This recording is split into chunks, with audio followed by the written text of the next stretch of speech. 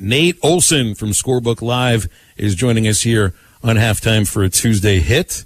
Nate, how you doing today, man? You had some games last week. You start to get into a bit of the rhythm of a football season now. So what's going on?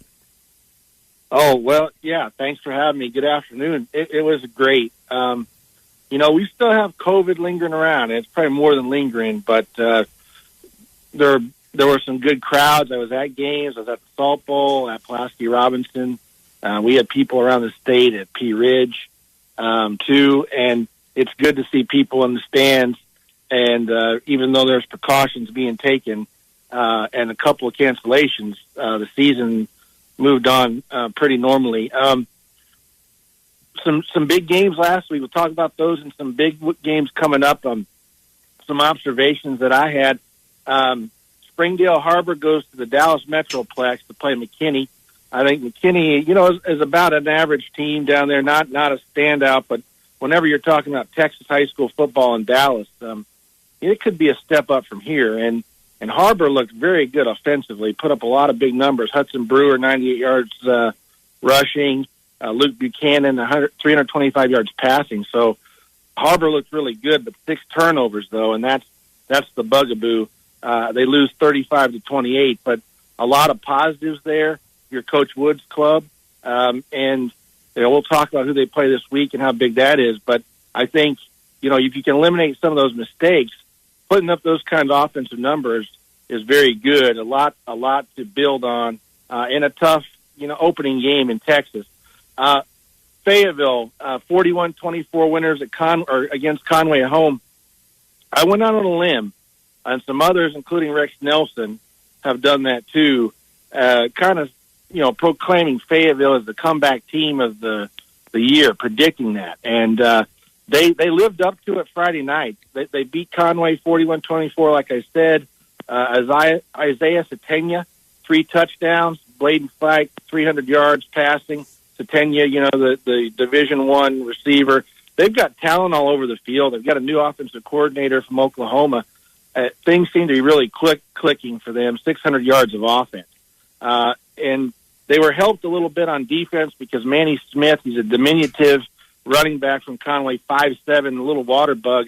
He is going to UCA, and he took a direct snap, 80 yards for a touchdown, and the game was tight, but he went down with an injury, so they didn't have to deal with him in the second half. But very encouraging if you're a Purple Dog fan. I think you're kind of on pins and needles, wondering how things were going to start. A lot of disappointment and bad breaks last year. The season starts off on a tremendous note with a good win against Conway. Bentonville 43-30 over Liberty North. They use an 8-minute drive. The Tigers do late in the ball game to seal the win. Liberty North is a top 10 team, according to Scorebook Live Missouri, in the top 25 power poll there. So a very formidable opponent to take care of early in the season. It's nice notch in their belt, and to start the season off, breaking in a new quarterback, Drew Wright. Don't know if you know his dad, Dan, former Razorback baseball player, played for the White Sox, and his mom was a standout athlete at Bentonville and then played a little basketball at Arkansas as well. He's 15-24 for 192 and 4 touchdowns. Great debut by him. And then rounding out the week, Harrison 26, Magnolia 7. One of the brilliant defensive performances of the week. Harrison holds the Magnolia team to 148 yards of offense. Magnolia torched Jacksonville in the scrimmage the week before. They get a big win at Harding University on a neutral field. Cy Madden fuels the running game with 2 touchdowns, and we'll talk about who they play in a second this week. Yeah, Nate, the game that I was at on Friday, I was up at Springdale versus Van Buren. I'm going to be doing the broadcasts with our very own Zach Lawrence on Friday from Springdale, and Van Buren looked really good. How do you think that they're going to shape out in the 6A throughout the season? Well, I liked them last year. I like Crosby Tuck, the coach, and they have some good talent. Kai Henry, he had a good game as a receiver and defensive back. There's some talent there. The thing that is the toughest thing for them is that lead. the 6A West is extremely difficult. And, you saw last year Van Buren and Mountain Home have decent years. And Van Buren won a playoff game. And that's the only thing, is I think they're going to be good. They're going to be better. But you may not see it in the record because you have to play Lake Hamilton, Greenwood, Benton, and Little Rock Parkview. Those are good teams. I mean, the West is stacked. But I think there definitely can be some positives. And that's a team also that can sneak up on some teams if they're not careful and beat them. But certainly a good win. I mean, Springdale is a team that's really struggling. They got beat the week before in the scrimmage at 35-0 at the half to Shiloh. And so it's kind of it's a difficult season for them starting off, but still a good win for Van Buren whenever you can step up to 7A and beat a team. Bombers and Goblins this weekend, man. Nice rivalry.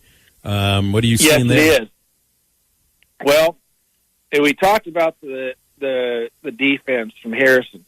I think that's going to be a key to this one again for them this week, because Mountain Home is kind of breaking in a new offense with a couple of quarterbacks that were auditioning in the summer, some running backs too. And so that's going to be the question mark for Coach Aries' club. Like I just mentioned, they made some good strides last year, a lot of positives.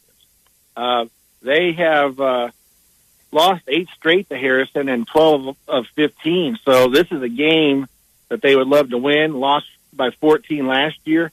I think it's their opening game. So the thing that's going to be tough for them is when you're trying to break in some new, quarterback and the skill guys. I think they are veteran up front though, against a really good defense. It sounds like Harrison is clicking on all cylinders. So, I look for a very physical game. Harrison is going to try to run the ball, with Cy Madden, and Plumley, their quarterback, is ever improving. Throw it a little bit. But I think I would give the edge to Harrison playing the game before in their defense. But I think it could be a tight game, and we'll see. Maybe it gets into the fourth quarter. Mountain Home playing at home, maybe they can pull it out. What do you think on Harbor visiting North Little Rock? First game for the Charging Wildcats this year. Harbor's been out there a couple of times. Games in North Little Rock, and obviously, Central Arkansas has had the recent edge. Yes. I think the wild card for North Little Rock is you're breaking in another coach, Randy Sandifer. He takes over. He's been an assistant since 1983. He finally gets, it's kind of like a Sam Pittman thing, he's finally gets elevated to the head guy. And I don't know if he's ever been a coordinator. He may have been. But, that's big for them. And I'm in the minority. I've got them ranked second in the power poll. And I'm a firm believer of, hey, you're there until you're not. I mean, they've been in the state championship game 5 straight years with 3 different coaches, so why wouldn't you have them ranked 2?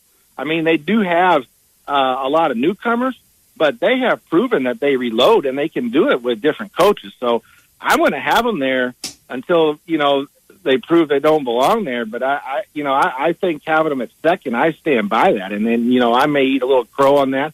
Harbor may go in and beat them. The thing about Harbor is, you just heard what I told you about the offense, and those guys are juniors, and they are very good, and they will take it to North. They'll attack North Little Rock, and North Little Rock's defense better be ready for that. They could get down 14-0 very quickly. The thing that Harbor is going to have to guard against the turnovers. You cannot turn the ball over that many times, but a lot of times too, those things are very fixable. So I look for Harbor to play very good. I think this game will go down to the end. And North Little Rock is going to try to, use their running game to control the clock and grind it out with their athletes they have. They usually have big guys up front. So this will be one of the best games in the state, I think.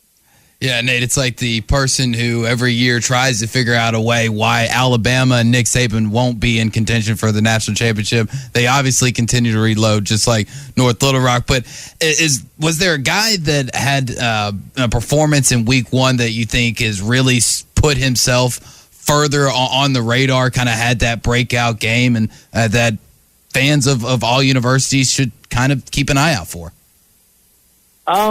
Well, I don't know about, colleges, but Drew Wright at Bentonville, that stuck out to me. You throw for 200 yards and 4 touchdowns in your debut against a team that's one of the best in the state that they're from. I mean, that's pretty impressive. You know, you're a senior and you haven't started before. That's big time. And so I was very, very impressed with him. I thought that kind of raised my eyebrows. Now, I don't know I don't think he's a Division I college quarterback, but he's a very good high school guy and probably has a chance to play some college. I think he's a good baseball player as well. Got a couple of the schools from Northwest Arkansas that are visiting Oklahoma schools this weekend. Fayetteville's visiting Owasso. Shiloh goes to Poto. Go Arkansas, right? Yeah. Well, in Fayetteville, this is a game that, you know, Owasso's favored to win, and Owasso has won convincingly. Bill Blankenship coached at Fayetteville for a year and won a state title. So I think this is a game that means something to Fayetteville to try to beat him. I think the game could be closer than it has been. I just think Fayetteville is extremely athletic. You know, they've got a major Division I receiver, 2 major Division I linebackers, and so that allows them to compete at a high level, and as long as they're put in the right places. And I think some of that, the strategy and the X's and O's, has evolved a little bit with a new coordinator and things like that. So I think they can be in the ball game, and if they win this, it really puts, even if they play close, I mean, this kind of serves notice to the rest of the state. I mean, I think they play North Little Rock next week, so any type of success they have, you've already beaten Conway. If you win those 2 games, or it's very competitive, I think that just goes to show everybody that they are back. And so I'm looking forward to hearing about this game and seeing how they can do over there, because if they were able to win it, that would be a huge feather in their cap. And then Shiloh at Poto, a traditional power in Oklahoma. Shiloh beat them last year. Shiloh is just a machine. I mean, they've got Eli Wisdom, who's a major college quarterback recruit. They dismantled P. Ridge, and then the game was basically over by the first quarter. And P. Ridge is a rebuilding 5A team, but they are a 5A team. And Shiloh made it where it wasn't even close. So I look for a really good game there. Poto will be physical, but Shiloh's got some big guys too. So I think that'll be a really good game. I think Shiloh goes out there victorious. Nate, great stuff. Very thorough, as expected. And as always, we appreciate you and enjoy the games this weekend. Yeah, you bet. Look forward to talking to you guys next week. Appreciate it, Nate. You got him. And, of course, Nate will be joined by Rex Nelson every Friday night on the High School Football Scoreboard Show on ESPN Arkansas. All right, one more segment coming up here on Halftime, 877-377-6963. And did you lose your train of thought there for a second? Do this chicken on the baggage claim, which is one of the weirdest photos I've seen. Yeah, could you imagine when that would actually come down? I guess I'd be more surprised, less surprised, if a human being came down the baggage claim instead of a bunch of raw chicken. I know it gets cold up there 30,000 feet, but not cold enough to freeze chicken and to keep it good. All right, we'll see what else we can get into. Wrapping things up on Halftime next.